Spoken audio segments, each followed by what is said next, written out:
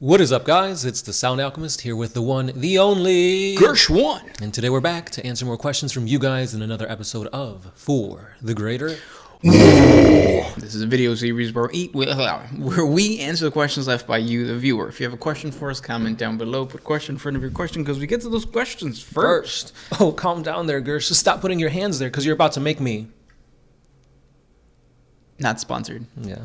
Yet. Adam and Eve. Yeah. This question comes from Juan Jose Mendivil. Are there haunted planets outside the warp? I mean, that sounds like a 40K thing. Yeah. I like the way you said it. It just stumbled into one another. Yeah. There's supposed to be a comma there. But I'm pretty sure Juan Jose Mendivil did not put such punctuation. No. And yeah, there are haunted planets. It's kind of like... The ones that come to mind are quarantine planets. We have a 40 facts video on them, but basically they are planets that some catastrophe happened. Usually, the common ones are they were the birthing place or the home planet of a Primark that turned traitor, and they still exist. They're out of bounds. Nobody can go to them. So think of them as like a ghost town. So if you go there, you'll probably find the forces of chaos, which will equal to ghosts. Yes. Another area that houses a bunch of ghost planets is the ghoul stars. Yeah. It's basically a sector of space where, surprisingly, nobody really knows what happened, but basically all life on those planets have gone. Whether it was from some ancient Catan or a chaos incursion or Tyranids, they don't know, but they're all basically ghost town planets. Yeah, and any expedition into the ghoul stars has ended in failure. I think the most famous one was it Sly Marbo? No. War Master Slido or something like that. Yeah. And his crusade, or the Macarian crusade, either way, they end in failure, and sometimes you'll get Death Watch expeditions into there trying to recover certain artifacts and stuff. Yeah, and if I remember correctly, I think the Astronomicon doesn't reach that area of space. Right. Yeah. So that's even more dangerous to get over there and come back. Yep. And then finally you also have you kind of mentioned not in the warp, but at the edge of the Eye of Terror, there were the Maiden worlds, which used to be the old school Eldar home sector world or place, and those are just full of really weird demonic things, usually the souls of the Eldar that died, and Slanesh just kind of keeps them there. Yeah, the souls, not the actual bodies. Those were consumed. So yeah, that's pretty much it. Next question. This one is by Melosh M. Did the Emperor assign names to the Primarchs, or were they unnamed when they were taken? Thanks, and keep up the good work. So we talked about this a little bit in a previous episode where we were talking about how to destroy a demon or how to kill a demon. Yeah. Speaking its true name. So you have Demon Mortarion. Which we all know Mortarion is not his true name. It is the name his adopted father on Barbaros gave him. Yeah. And their true names is indeed the ones that the Emperor gave them, which confirms that the Emperor did give them all names.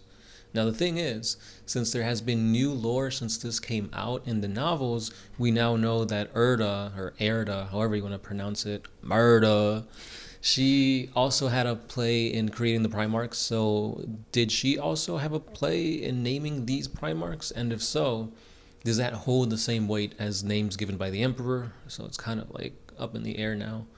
Yeah. But yeah, they do have true names. Yep. Next question goes from 1011. Who has the biggest girth, Firstborn or Primaris? And which legion is the biggest of them all?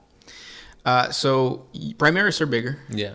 So I'm guessing you mean in terms of size of the entire body, not the appendage, because Space Marines don't really, or they shouldn't have appendages. Right. They don't need that. They're there for war. Yeah. And if they have that appendage, it's why? Yeah, exactly.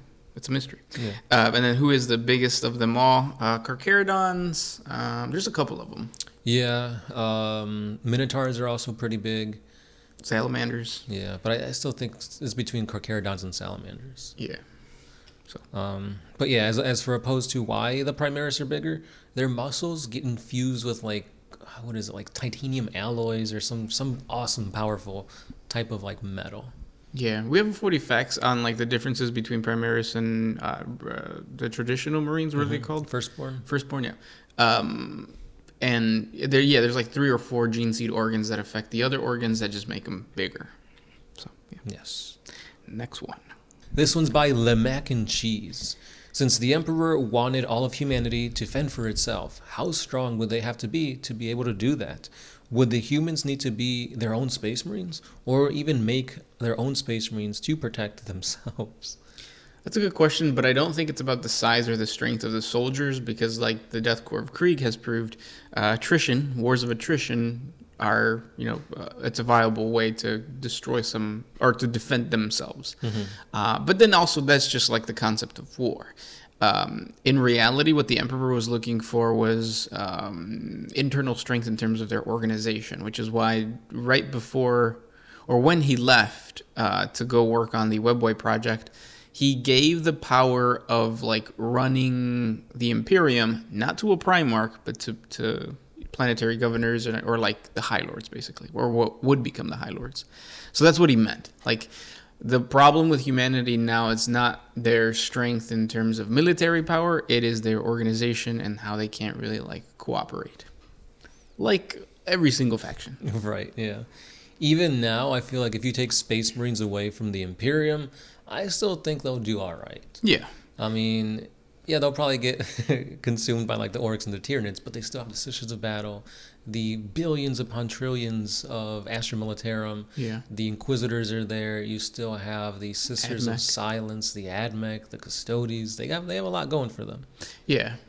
So yeah. Next question comes from Kirk Gamer. How bright is the Emperor's soul? Pretty bright. As bright as the Astronomicon. Technically, it's his soul power, or his powers that come from his soul powering the Astronomicon. And it doesn't cover the entire galaxy like we just talked about with the Ghoul Stars, and part of the Eastern Fringe. Yeah. That it doesn't cover all the way deep into like that part. But pretty bright. Yeah, it's definitely a huge like powerhouse, but it does have its limits.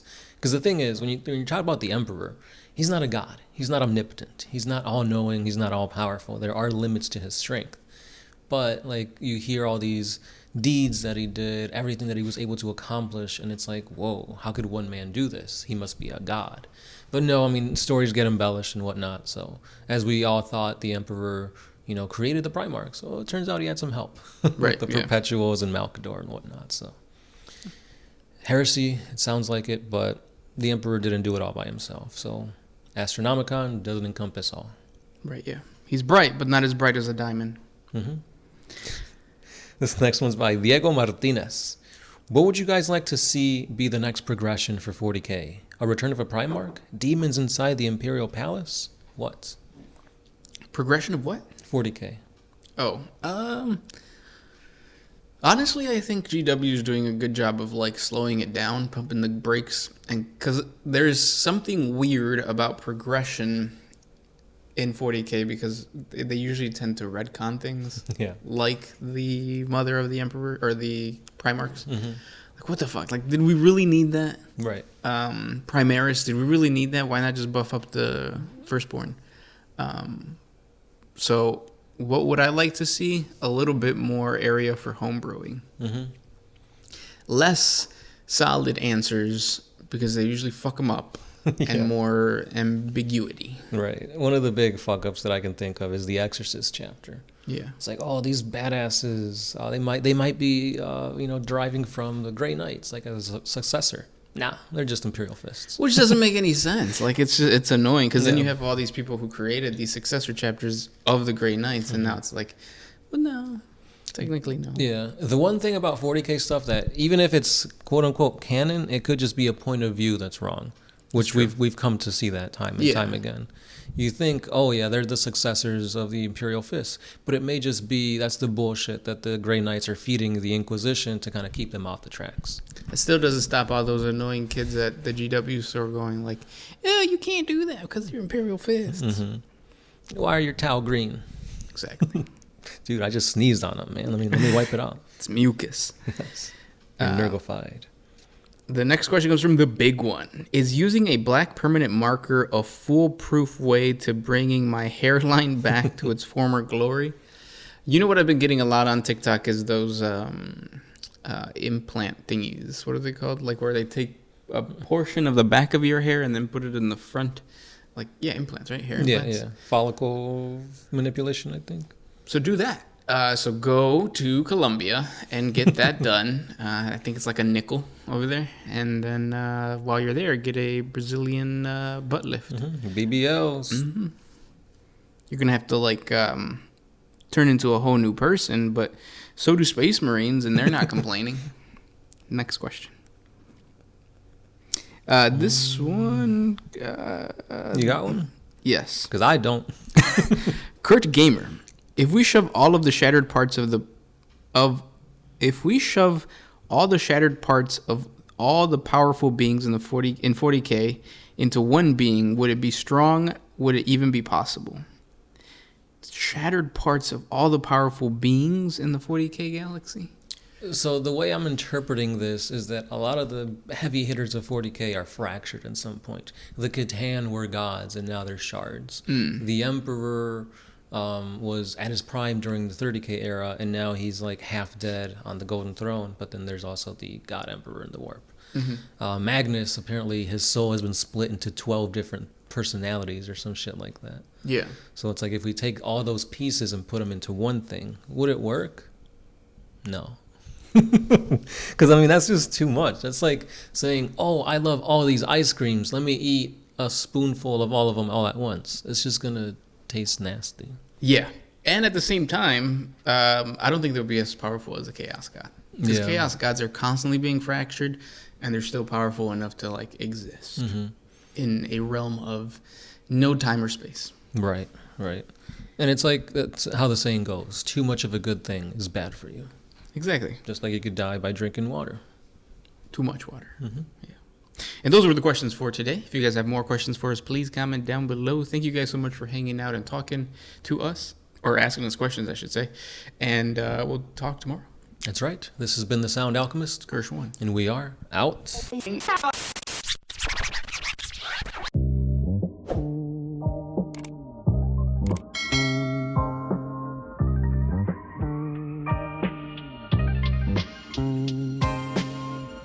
Oh, I did the